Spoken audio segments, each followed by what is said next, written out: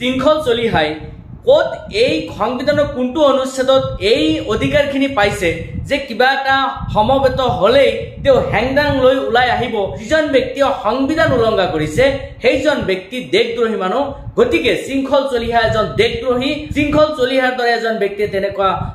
বিভিন্ন ধৰণৰ আচৰণ দেখুৱাৰ পিছতো কিয় চৰকাৰে আজিলৈকে তেও গ্ৰেপ্তাৰ কৰা নাই এক নম্বৰ বাংলাদেশী হল শৃংখল চলিহা শৃংখল চলিহাই কিহৰ জৰিয়তে তেও প্ৰমাণ দিব যে তেও ভাৰতীয় যিকে নহওক বন্ধুসকল আপোনালোকৰ ওচৰলৈ আজি শৃংখল চলিহাক সংবিধানৰ মৌলিক অধিকাৰসমূহ কি সংবিধানত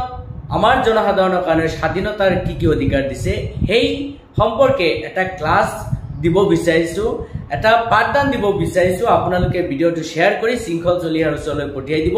আৰু বিশেষকৈ আমি এখাৰ কথা ক'ব লাগিব যে আমাৰ অসমত যিসকল ব্যক্তিয়ে আসলতে জাতি ধৰ্ম লৈ ৰাজনীতি কৰি আছে তেওঁলোক সকললৈ পঠিয়াই দিয়াৰ প্ৰয়োজন আছে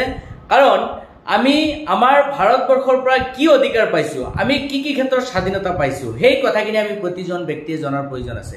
ভাৰতীয় সংবিধানে ভাৰতবৰ্ষত বসবাস কৰা প্ৰতিজন নাগৰিকৰ বাবে কেইবাটাও মৌলিক অধিকাৰ অন্তৰ্ভুক্ত কৰিছে আমি জানো যে ভাৰতবৰ্ষৰ সংবিধানত ৬টা মৌলিক অধিকাৰ অন্তৰ্ভুক্ত কৰিছে যি অধিকাৰখিনি ভাৰতবৰ্ষৰ প্ৰতিজন জনসাধাৰণে উপভোগ কৰিব পাৰে তাৰে প্ৰথম অধিকাৰটো হৈছে সমতাৰ অধিকাৰ দ্বিতীয় অধিকাৰটো হৈছে স্বাধীনতাৰ অধিকাৰ তৃতীয় অধিকাৰটো হৈছে শোষণৰ বিৰুদ্ধে অধিকাৰ চতুৰ্থ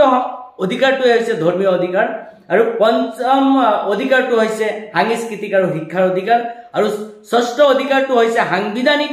অধিকাৰ এই ৬টা মৌলিক অধিকাৰ আমাৰ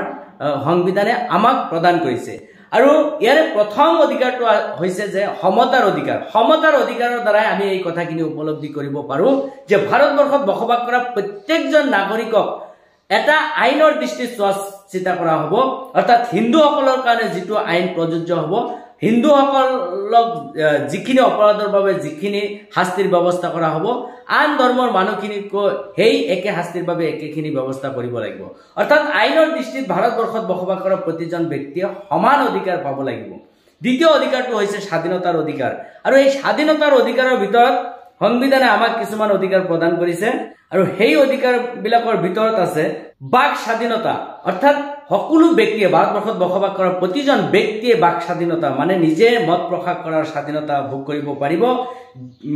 বিনা অস্ত্ৰই শান্তিপূৰ্ণভাৱে এছেম্বলি বা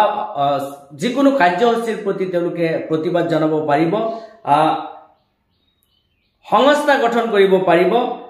ভাৰতবৰ্ষৰ যিকোনো চাৰিসীমাৰ ভিতৰত মুকলিমৰীয়াকৈ ঘূৰি ফুৰাৰ অধিকাৰ আছে ভাৰতবৰ্ষৰ যিকোনো ঠাইত বসবাস কৰাৰ অধিকাৰ আছে আৰু ৬ নম্বৰটো হৈছে যিকোনো বৃত্তি বা যিকোনো কাম তেওঁলোকে কৰাৰ আগ্ৰহ প্ৰকাশ কৰিব পাৰে ইমানখিনি অধিকাৰ আমাক দি থৈ দিছে ভাৰতবৰ্ষৰ সংবিধানে কিন্তু তাৰ পিছতো দেখা যায় যে কিছুমান ব্যক্তিয়ে কিছুমান ৰাজনীতিবিদে আজি সেই সংবিধানখন সম্পূৰ্ণৰূপে উলংঘা কৰি তেখেতসকলে নিজৰ মহিমতালিত শাসন কৰিছে নাইবা তেখেতসকলে নিজৰ দাদাগিৰি দেখুৱাই তেওঁলোকে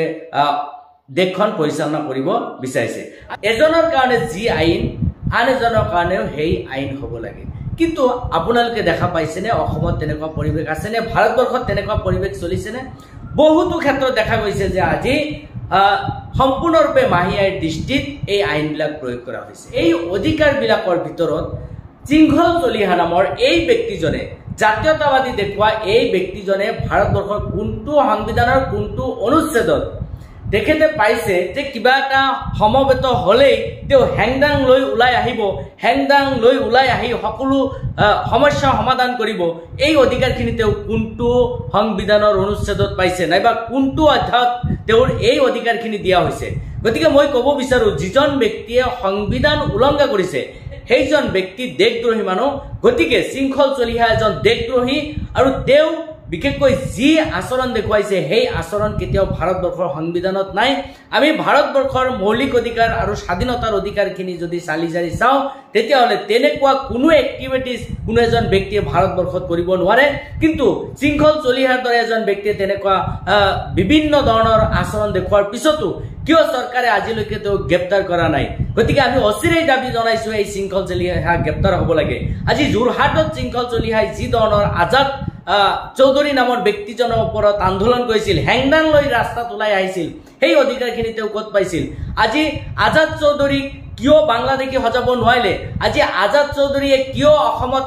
এতিয়ালৈকে ৰৈ আছে? সেই প্ৰমাণখিনি কিয় আজি শৃংখল চলিহাই দিব নোৱাৰিলে? তেতিয়াহ'লে এই নাটকখিনি কিহৰ বাবে আছিল? এই নাটকখিনি কি ইলেকশ্যনৰ বাবে আছিল নে কোনো এটা ৰাজনৈতিক তলতীয়াভাৱে কাম কৰাৰ বাবে আছিল? সেই কথাখিনি স্পষ্ট এতিয়ালৈকে কিয় নহ'ল? গতিকে আমি এনেকুৱা ব্যক্তিৰ তলতীয়া হৈ আমি অসমখন গঢ়িব নালাগে। এনেকুৱা লম্পট ব্যক্তিয়ে কেতিয়াও সোণৰ অসম গঢ়ি দিব নোৱাৰে। অসমখন খুব ভালদৰে চলিছে আৰু ভৱিষ্যতেও ভালদৰে চলিব। আমি খুব ভালকৈ জানো যে শৃংখল চলিহা যে এজন চান্দাবাজ, এজন টেক্স কালেক্টৰ, এজন গুণ্ডা বুলি নিজকে পৰিচয় দিয়ে আৰু কেইজনমান লেবাৰক অত্যাচাৰ কৰি তেওঁ এই দেশত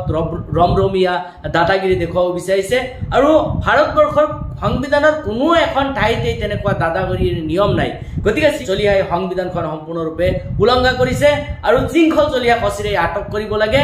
তেওঁৰ লাজ লগা নাই নেকি? আজি কিয় আজাদ চৌধুৰীক এতিয়ালৈকে বাংলাদেশী বুলি প্ৰমাণ কৰিব নোৱাৰিলে? 1 নম্বৰ বাংলাদেশী হ'ল শৃংখল চলিহা। কাৰণ শৃংখল চলিহাই কিহৰ জৰিয়তে তেওঁ প্ৰমাণ দিব যে তেওঁ ভাৰতীয়? যদি ভাৰতীয়ৰ প্ৰমাণ পত্ৰ হিচাপে তেওঁ আধাৰ কাৰ্ড দেখুৱায়, যদি ভাৰতীয়ৰ প্ৰমাণ পত্ৰ হিচাপে লাইচেন্স দেখুৱায়, যদি ভাৰতীয়ৰ প্ৰমাণ পত্ৰ হিচাপে পাছপোৰ্ট দেখুৱায়, যদি ভাৰতীয়ৰ প্ৰমাণ পত্ৰ হিচাপে ভোটাৰ আইডি দেখুৱায়, তেতিয়াহ'লে শৃংখল চলিহা আৰু আজাদ চৌধুৰীৰ মাজত পাৰ্থক্য কি? গতিকে মই ক'ব বিচাৰোঁ যে শৃংখল চলিহাই অচিৰেই ক্ষমা খুজিব লাগিব। তেওঁৰ নিচিনা ভণ্ড ব্যক্তিয়ে কেতিয়াও অসমীয়া জাতিটো ৰক্ষা কৰিব নোৱাৰে আৰু ভৱিষ্যতেও কৰিব নোৱাৰিব।